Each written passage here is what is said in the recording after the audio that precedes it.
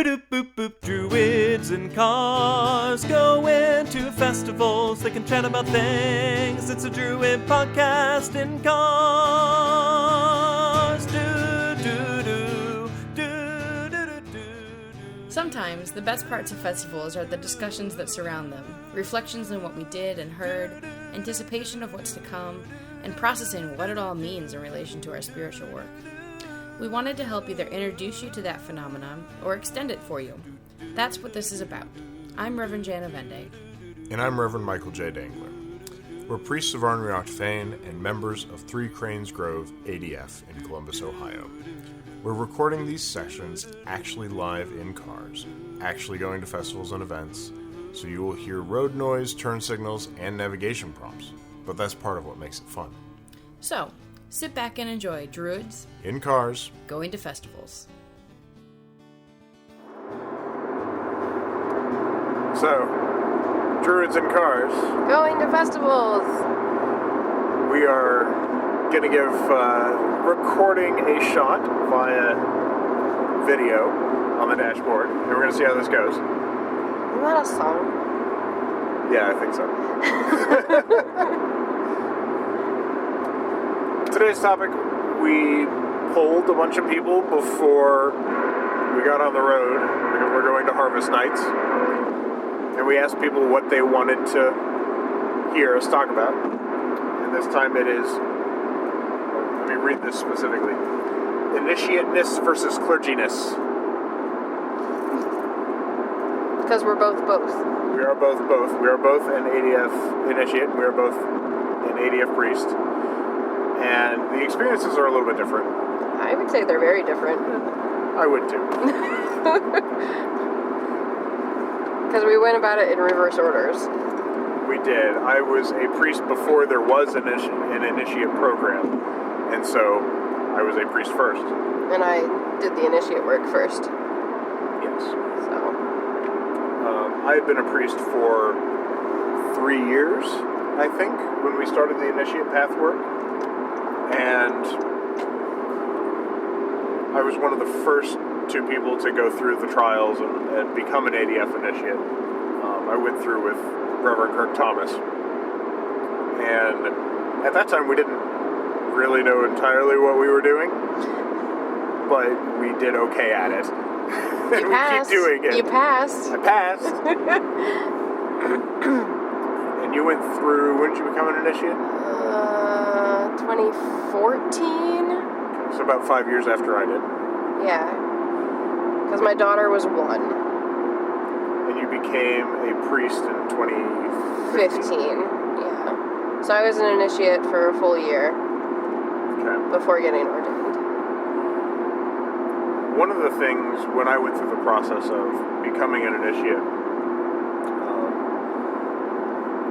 the work that I did at the time, the initiate's path was very similar to clergy. And so I worked my way up through, and I ended up doing the work,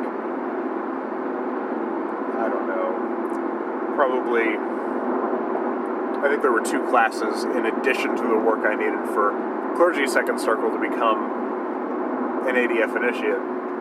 And so I had already done most of the work and then did these additional 2 pieces. Right, so you, like, most of your coursework was done with the focus of being a priest.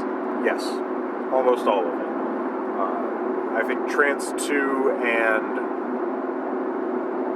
one other, but I don't remember what the other one was off the top of my head. Probably Magic 2. It might have been Magic 2 that I had to do out of order because they were electives in the clergy program and they were not in the, and they were core courses in the initiate path work.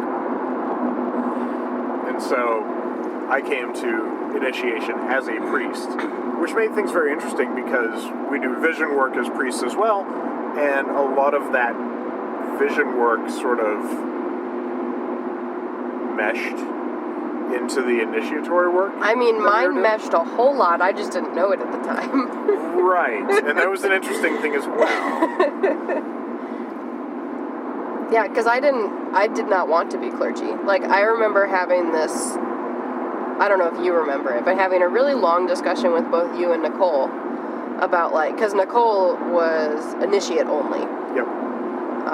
And having this discussion, like, I don't know which I want to do. Like, I know I want to go further, but I don't know which path I want to take. And then, like, the combination of, like, not really seeing a place for myself in the Grove as a priest. There were already 2 priests in the Grove, like... Yep. And I'd seen Nicole have a place in the Grove as an initiate, and so, like, I kind of had some concept of what that could look like. Yeah, I think the visibility has a lot to do with it, especially in our Grove. Once Nicole had gone through the process and become an ADF initiate, we worked very hard, much as we do with new priests, we worked very hard to find that niche. Mm-hmm. And that was easier, I think, for us to do with priests than it was for us to do with initiates, because we didn't have any initiates when we started thinking about how to do that. But still, even with that, I chose the initiate route, like, not even necessarily knowing what it would look like. I think in large part because I didn't see myself serving the folk at large. Yeah. Because, like, my intent going into it was very much like a one-on-one kind of thing. I liked the idea of the initiate being someone who could, like, do house calls. So, like, they served kind of the same role as the priest, but in a one-on-one fashion. Like, if someone couldn't make a ritual because they were sick, that an initiate could do that same work for them. But also the initiate as the rite of passage specialist and the magic and trance work specialist. Like, that spirit worker piece was very strong for me, which I didn't see in any of the priest work. Right. And the priest work at the time, and to some extent still is, both the programs have changed since we did this.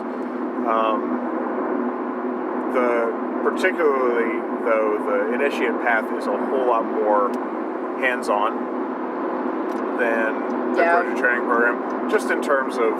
I mean, we revised it to have practicum in every course. Yes. So... And the practicum, I think, is actually really, really good. I'm very, very pleased with how it came out. And I kind of wish that I had gone through that instead. Part of the problem with the way that I came to the initiate path is that I really only had to do 2 courses, and while I put everything into those courses, I did all the work, and I focused very hard on the fact that these were initiatory courses. These were not courses that I had to do. What I found is that it felt really different to go through with a focus on initiation versus going through the coursework with a focus on becoming a priest. Yeah, I mean, because I did all of my initiate coursework only focused on initiate stuff. Like, I didn't do, even though some of the courses overlapped, I didn't do any of those with a focus on priesthood. Right. And I think the focus and the way that you approach it changes the experience kind of dramatically. At least that was my experience. That's why I recommend to people, and it's not as much of an issue now because the coursework is different between the 2 programs, but I still recommend that people only do one at a time. Yes. Like, even if you want to do both programs, pick one to work on first. I think it really changes the experience, and I don't know, I feel like you would get more out of it. Like, it's a deeper experience on both sides when you're doing them separately. I would totally agree. Just my experience with 2 courses, I feel that way. Yeah. To do an entire program in that same vein and to... I think our camera has shifted. Oh, it might have. I'm going over all these bumps. It's the thing about being in cars, you know? Cars and construction. Yeah. But yes, the process of going through them and the process of making sure that you're giving the work your undivided attention has a lot of value. So, the actual practical work, I think, is worth talking about, too. Oh, yeah, totally. Because the practical work, I think, is also different. And my experience is probably a little bit more nuanced than yours, just because I was priest first and then initiate, and there wasn't an initiate path when I started, and all of these kinds of things. And so I don't really know what it's like to be an initiate without being clergy. I don't know that yours is necessarily more nuanced, but you don't have that. We have different experiences with Yes. it. I think yours is probably more nuanced than mine. But that's just me. I have no experience working only as an initiate. So, yes. The key things that I dealt with, just being a priest, were a lot of the things that you end up dealing with once you get your credentials anyway. So I dealt with weddings and memorial services and the marrying and burying, basically, that comes along with being a priest, which you end up doing once you're credentialed anyway. A lot of it sometimes. I remember getting floored with that after I got ordained. Do you remember I did like 3 funerals in a row? Yep. Right after I got ordained? I do. Yeah, very different than the initiatory work, isn't Very it? different. My father, many years ago, interviewed a gentleman for a sales position at his company, and he looked on the guy's resume and he said, "You went to a theological school and you were ordained as a priest. Why do you want to be a salesman?" And he looked at my dad and he goes, "It's really not all marrying. There's a lot of burying that goes on too, and you don't realize that." Yep. So he was tired enough of it that he gave up the cloth. I don't know what his ordination was, but I'm assuming there was cloth involved, and decided to become a salesperson instead, which I don't know if that's any less stressful. I don't know. But it's an interesting choice. It might be less emotionally ripping your soul out through your face. In a different way, I suppose. In a different than way. retail. I mean, we've all read Death of a Salesman.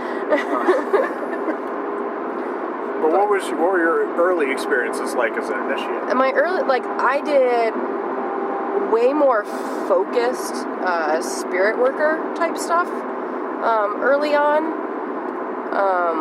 There was a lot more of trance journeying, both for myself and for other people, and bringing people with me. Like there were multiple layers of doing that. I had more people ask me to do magic on their behalf versus prayer on their behalf. Yeah. Which is just like kind of an interesting thing, because for me they're so similar. I definitely have, when someone asks me to do magic, like it's more involved, but because I do theurgic magic, like it's very similar in those ways. I did more small rites of passage. Like, as a priest, you've got the marrying and burying and occasionally, like, baby blessings. Yeah. But I had more, like, I'm starting a new thing and I want something to mark that. I had a lot more of those kinds of, like, small rites of passage. And then that overlapped into that call to priesthood for me when I started doing moon rituals for people, which initially for me was a very much an initiate thing to begin with. Yep. But then it shifted. Well, the Grove also didn't really have a priest for a chunk there because I was not available for a lot of that stuff, so that helped. Because it must have been like I was finishing up the initiate work right when you were kind of dropping off for a little bit, and then I was initiated and you were still kind of not in the picture for a little while. Due to twins. Children. Yes, children are... they'll hinder your work a little bit. Yeah. They'll change it in interesting ways, but that's a different topic. Yeah. No, but so like, I was finishing up my initiate work and was initiated, and then was kind of like the lay priest. Yeah. At that I point, would go that way. because I was fulfilling all the priestly roles for the Grove at that time, and I was putting on moon rituals for the Grove and like my wider pagan community. Yeah. I would say not the Columbus pagan community, but like my satellite folks that I knew, was doing moon rituals that were Hellenic in focus, because I was like, oh, well, if I'm not doing Grove stuff, I don't have to be like super open to all the ADF hearth cultures. I can do just mine, right? So I was like, I'm going to do Hellenic moon rites, and it was great, and we did them following the Hellenian libation calendar. So like each full moon was whoever the Olympian who went with that month according to Hellenian. So I was like getting some crossover stuff, which was really cool. And then there came this point where I was like, wait, I'm like doing all the priesty things. It's amazing, isn't it? And like, oh. And you get, I don't know how to explain the call, you know? Like, but something shifts and you're like, oh, I'm doing that thing I didn't think I was doing. I'm doing it, and also I need to be doing it. Yes. Like, it's fulfilling. It's fulfilling, but it's also this is what I need to be doing, not just what I like doing. Yeah. I get that. I definitely get that. Yeah, and then, because a lot of the courses crossed over, I only had 6 or 7 to do, as opposed to 13 or 14. Yeah. But also because you were an initiate, you didn't have to dual focus. I didn't have to dual focus, and I didn't have to do any of the, I had already done all the 5-month journals. Yeah. That are laid out throughout that coursework. Which is very convenient. Yeah, so I had already done, because those are all the practicum stuff. I'd done all of the practicum work, and all I had left for the clergy stuff was some of the more scholarly stuff, ethics, and some of the crisis response, some of the more clergy-ish courses. Yeah. The things that we definitely expect from priests. Right, that we don't necessarily expect from other. Yeah. One of the interesting things with my experience is that a lot of the initiatory work that I do is actually almost exclusively external to ADF. So I do magic on behalf of folks as well, and I do a lot of work on behalf of other folks. I do readings and stuff like that. But it's because I have been a priest for so long in ADF, I don't get the initiatory requests from inside ADF as often. Yeah, I can see that. But running a store in downtown Columbus, people walk into the Magical Druid and they're like, oh, can you do this work for me to get a job? Or whatever it might be. And I do that work. I have certainly found that more people in the ADF community want me to help them do magical work versus people in the outer pagan community want me to do work for them. Yes. I've noticed that that's a slight difference. Yeah, I've seen that as well. Most of the people that I encounter through the store or online or wherever I might meet them or come across them, if they are ADF members, they generally know how to do the work or feel like they know how to do the work and don't need a whole lot of help. They need magical support more than anything. Right. Or divinatory support is actually pretty common.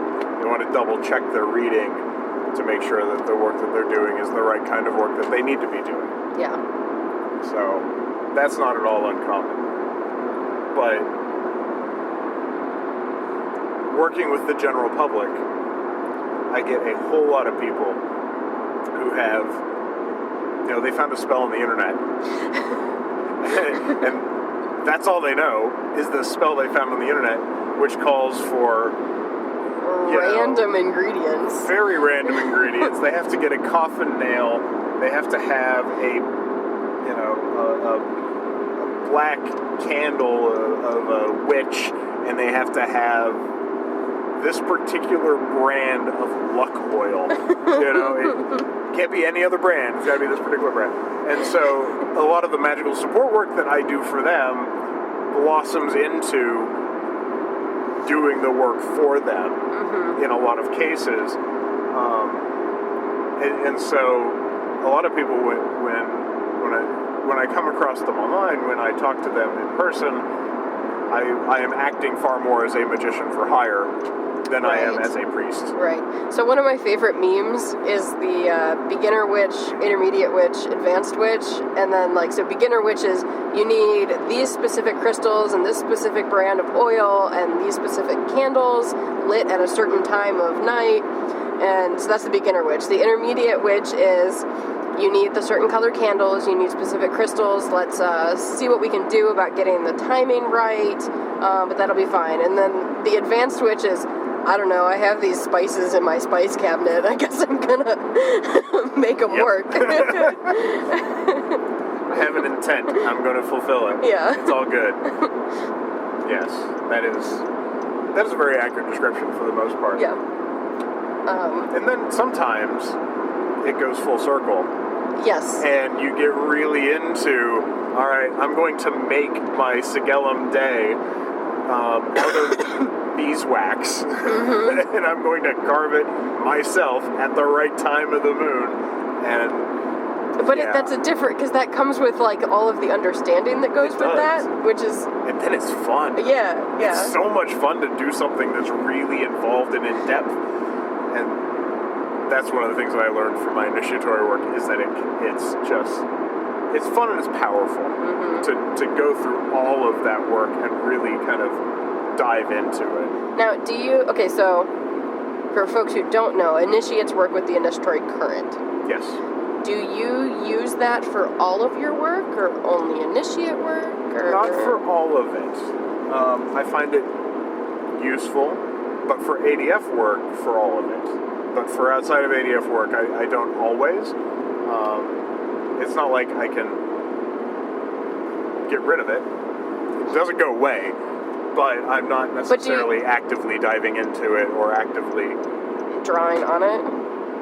I was going to say seeking its brightness, but yes. I think it's really fascinating and probably a different another conversation about how people work with the current, like other initiates. We would need more initiates. We would need more initiates, but it's really cool to talk about how all the rest of us, how we all do that. Yes. Simply our adjective structure around it is fascinating. Yeah. No, but I mean, I use it very heavily when I do, the three things that I associate with initiation, trance, magic, and divination. Yeah. I draw on it really heavily when I'm doing those things, no matter what context they're in.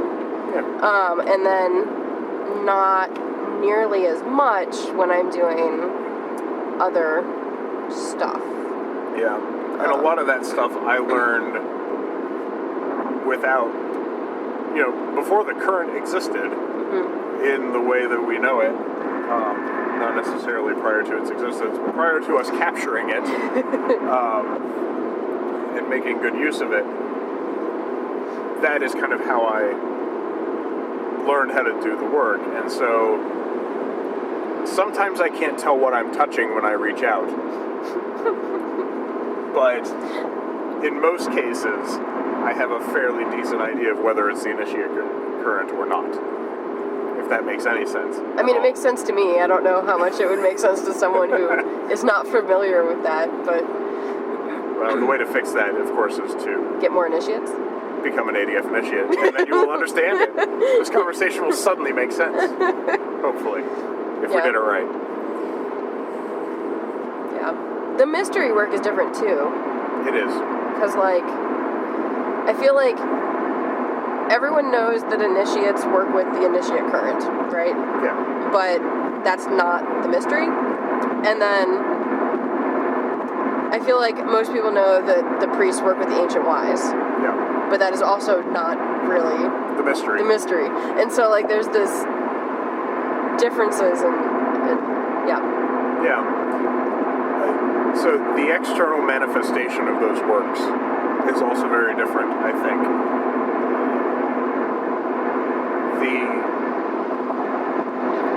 It is not giving something away to say that the central mystery of the initiatory work is revealed to you during the process. Right. And the act of revelation is very different than it is with the priests. Yes. And that is by design in a lot of ways. Well, and I would say that the initiate act of realization is a much longer process Yeah. than the priesthood. Yeah. Well, For me, depending on when it starts. For me, yes. it was. For me, it was. But yeah, the process of giving people the keys to priest work is just vastly different, and I don't know how to explain it well Yeah, I from don't either know. side of it. I don't know. But The priest work is more guided, yeah, I would say. I would agree with that. I think that maybe the way to put it is that we know where the priests are going. We don't know where the initiates will end up. Right. Because all the initiates, it's self-driven to what your focus is, whereas the priesthood, you have expectations from the folk Yes. as far as what, your jobs are. Yeah. And we expect a little bit more organizational confluence with the priests. Yeah. And the initiates have a lot more of a broadly defined connection. I would say there's a lot more freedom to follow Yes. your skills and your interests and your focus. Yeah. I would agree with that. Yeah. There's a river metaphor in my head somewhere and it's not coming out, so maybe later. Would you... I don't know. I don't even know if this is a good question. If someone were to come to you and say, should I do initiate work or clergy work, what would you say? It would really depend on the person, which I suspect you already knew. Yes. But more specifically, I think that if the person is interested in one-on-one connection, if the person is interested in developing their own inner skills, and if the person is really into the juicy parts of magic, which is a word that I'll use since we're just passing Tradara now. Hi, Ian. But if you're really interested in the experience for yourself, for others, helping others get there, that's very much an initiatory thing. If you are more interested in being there for others, being visible and public, and being available for times of life and hardship, then certainly clergy is the better way to go on that. But even that is not, it's not specific or directional. They may even sound like the same thing to a lot of people. What do you think? I almost hands down would tell people to do the initiate work first. I think it's a better choice for most people. Well, and the reason I say that is because if you have the call, it's going to be there. Yep, it's not going away. I promise you, it's not going away. No. Even if you try to ignore it, it's not going anywhere. But I would say, unless you're in a situation where you know that you're going to be called on to serve as a priest by your community within the year, let's say, then I would say do the clergy path, because you're not doing it for you, you're doing it for the folk that you're going to serve. Yeah. But I would say, almost hands down, do the initiate work, because I don't know, I feel like it lets you do the priest work better. You have a better understanding of yourself and of the spirits and of the cosmos. And then you can dive into the pastoral care, the marrying and burying, the leading high days. It provides you with a practical base layer of work. Right. That you can then take and build on. Right, and I think part of that too is just the way the training programs are structured. Because you can do either one of them straight out of the DP. Yep. But as far as like practical work, if you're brand new to paganism and you do the Dedicant path, then you have you've established some sort of home practice. And it's my preference to deepen that home practice through the initiate work and to better understand all the different ways you can access the skills that you need, that I don't feel like the clergy path does quite as good of a job as, I don't think it prepares you quite as well. The clergy work has always presumed that you have that basis already. And I think that's part of it. Because we have always assumed that a person who is ready to do clergy work has a strong connection with their allies, has a good basis in trance work and meditation and divination and magic. All of these things we just kind of assume, and the training will get you there. It will. But if you have the time to do additional self-work in the initiate path, and if you have the time to do either program now, the initiate path is the one to do, only because if your life changes, it's harder to come back and do the initiate work. Yeah. Because I can't imagine doing it with kids, frankly. I did it with a newborn. I can't imagine. So, it's doable. Maybe try to get some of it out of the way first. I did half of it pregnant and half of it with a newborn. Yeah. But no, I would almost hands down say do the initiate work first, because if you have the call to priesthood, it's going to be there and you'll be better prepared to answer that call if you have the grounding in the initiate stuff. That is a solid response, I think, to that. So, if you're interested in this, we're going to put this up on YouTube so that folk can actually see us driving in cars to a festival. But we're also going to release it just normal, right? We're going to release it just normal as well, via our usual Podbean service. So if you like this, check out our podcast, Druids In Cars Going to Festivals, if you happen to be watching it on YouTube. And if you've never seen us in a car driving to a festival, you can watch our wonky camera and go a little bit sideways. Most people probably haven't seen us in a car going to festival because they see us when we arrive. Yep. So we're trying new things out. We're gonna see season 3 is coming. It'll be fun. It will be fun.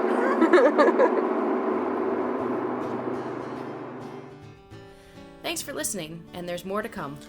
We welcome your ideas and questions. If there's something that you'd like to hear us discuss in a future episode, please drop us a line at druidsincars@threecranes.org. If you would like to donate, you can do so at threecranes.org/donate. Druids in Cars Going to Festivals is a production of Three Cranes Grove ADF in Columbus, Ohio. Learn more about our grove at threecranes.org and more about Druidry at adf.org. As always, keep circulating the tapes and let us pray with a good fire.